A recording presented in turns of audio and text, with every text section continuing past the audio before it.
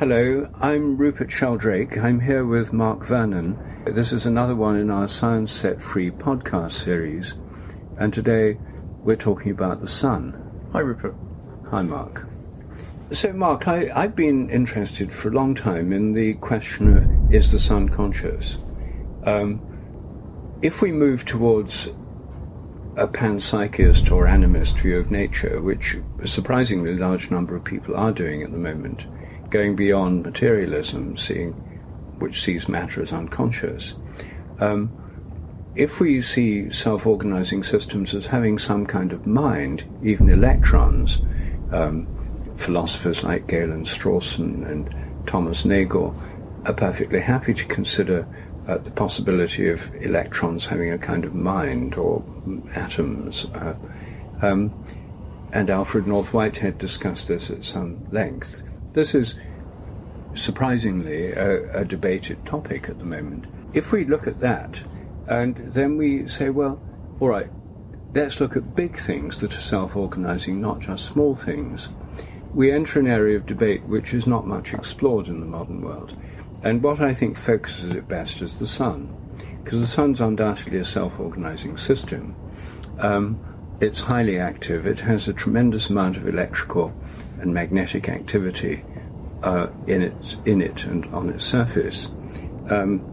We normally think of the complex electromagnetic activity of our brains as being the interface between the mind and the brain and the body. The sun's got more complex electromagnetic activity. So all this raises the question, could the sun be conscious? And in the past, many cultures have taken it for granted that the sun's conscious. I mean, after all, it's a god or a goddess in many cultures. In Japan, it's a goddess. The moon is a god and the sun's a goddess for the Japanese. In southern Europe, in the mythology of Greece and Rome, the sun was a god and the moon was a goddess. In northern European mythologies, like in the Baltic area, the sun was a goddess. And it's interesting that in northern European languages, like German, the sun is feminine, die Sonne. And in southern European languages, like French, Latin-based languages, the sun's masculine, le soleil.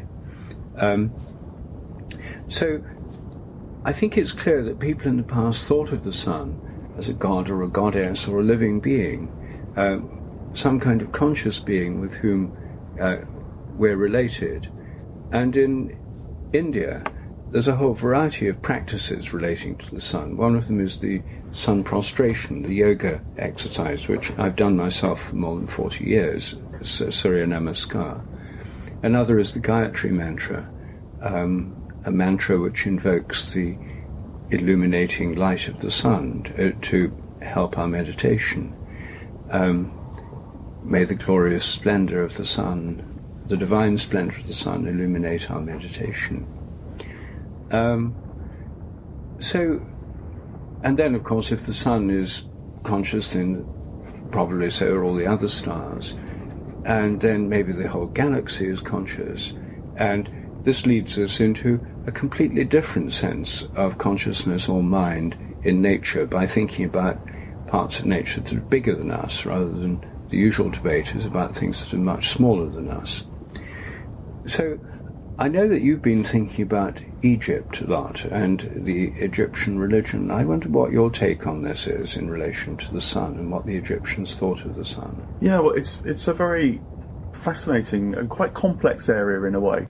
I think that Egyptian religion was very, very influenced by the sun for the very obvious but immensely powerful reason that ancient Egypt civilization was stretched up and down the Nile, which is pretty accurately north-south, which meant that every day the sun rose in the east, you saw it rising, and then you saw it setting in the west. So you were very conscious of the difference between the sunny day and the night. I think in ancient Egypt you're also very conscious of the difference between life and death, because as you immediately see if you go to Egypt even today, the life of the Nile ends really very abruptly and turns into desert, even within a few meters. So that barrier between life and death was as keenly experienced as a barrier between night and day.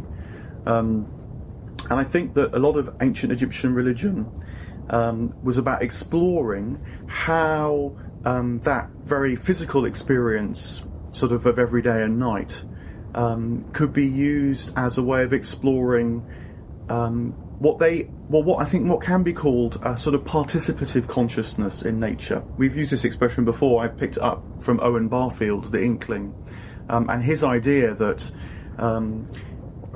say, around 1000 BC at least and before, human beings' experience of life was not the same as ours. There weren't the divisions between the inner and the outer, between the mortal and the immortal, between subject and object, but that people experience life as a kind of constant flow through all these things.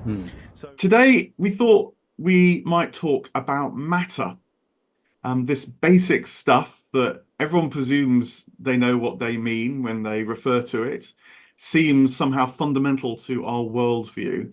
But Rupert, this notion has a history, which we'll no doubt get to, but I wonder whether it might be first worth beginning with what actually in science is meant by matter, because it may or may not be so obvious. Well, the ideas have changed, of course, as you say, with the history. What's meant by matter now is a kind of process. David Bohm, the physicist, once said that matter is frozen light. And instead of the idea of matter as being made up of little atoms like billiard balls, just hard, impenetrable stuff, which was the 19th century view of matter, indeed a much more ancient view of matter, we now have the idea of matter as vibratory processes. So a nucleus of an atom is made up of vibratory particles, protons and neutrons. They themselves are as particles, as de Broglie showed at the beginning of the quantum revolution in the 1920s, that these material particles, subatomic particles, are actually vibratory processes. And the electrons around the nucleus are standing waves of vibration. They're waves in matter fields. In quantum theory, the idea is that matter is vibratory patterns in matter fields. And so when David Bohm said matter's frozen light, it was really taking the view that light is by definition on the move, and it moves at the speed of light. But the energy of light can be trapped in matter, and as soon as it's trapped in matter, it's bound in a particular place, and it sort of goes round and round and round. In the case of electrons, instead of streaking off at the speed of light, it's trapped in an orbital, and it's localized. So then, according to these views, you see matter is then localized in a particular place, or a particular state of motion with momentum moving along. And its localization has two aspects which are related to its mass. And mass is, of course, the quantitative measure of the quantity of matter. 10 times greater mass means 10 times more matter. And most of the mass in an electron, in an atom or a molecule, is in the nuclei. Only a small part is in the electrons. So the mass has two aspects. One's usually called inertial mass, which is what binds it to a particular place or particular state of motion. It means that it basically stays where it is.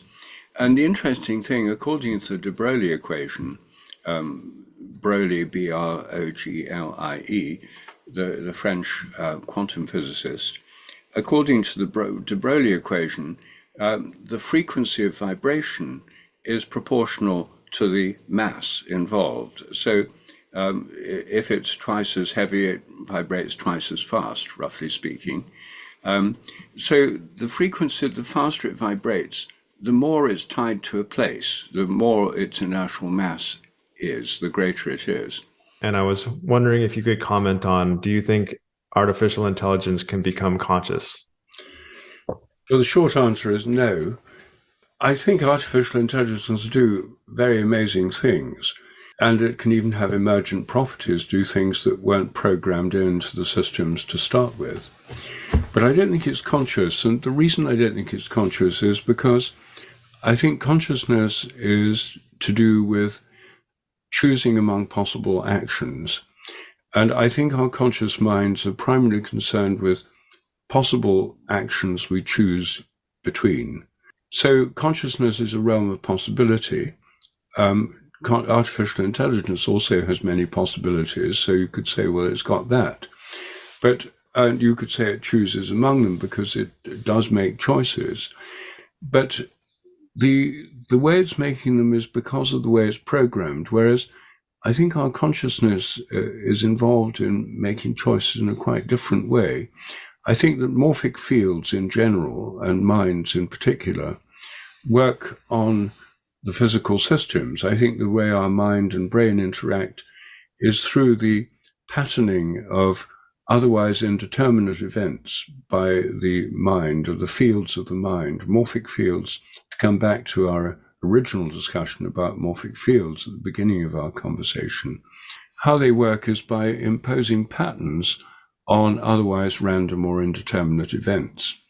And in your brain, there's hundreds of random events going on all the time, and there are certain patterns. There are brain waves sweeping over the brain, and there are activities happening in the brain that could go one way or another. And whether they go that way or that way, I think depends on the morphic fields that are operating on the brain. And I think the interface between the morphic fields which underlie the mind, which underlie consciousness, and the brain is in radical indeterminism.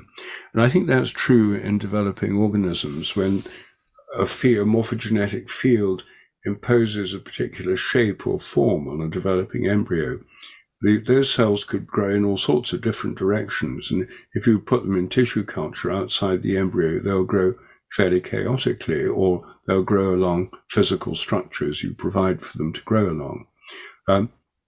But within the embryo, they take up particular forms out of the many forms they could take up. And I think the fields work by restricting the possibilities, imposing a form on what would otherwise be chaos or disorder. So when you look at computers and the way computers work, they're very determinate machines. Your computer and my computer are designed to be highly determinate, to reduce randomness, genuine randomness, to the absolute minimum. And when you press an A on your keyboard, you want an A to appear on the screen. You don't want it to occasionally to give you an S or a Z or something.